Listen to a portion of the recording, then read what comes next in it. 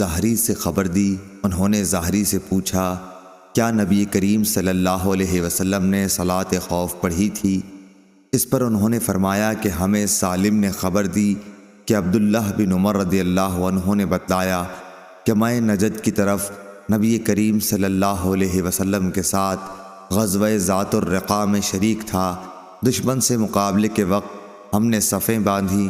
اس کے بعد رسول اللہ صلی اللہ علیہ وسلم نے ہمیں خوف کی نماز پڑھائی، تو ہم میں سے ایک جماعت آپ صلی اللہ علیہ وسلم کے ساتھ نماز پڑھنے میں شریک ہو گئی اور دوسرا گروہ دشمن کے مقابلے میں کھڑا رہا۔ پھر رسول کریم صلی اللہ علیہ وسلم نے اپنی اقتداء میں نماز پڑھنے والوں کے ساتھ ایک رکوع اور 2 سجدے کیے۔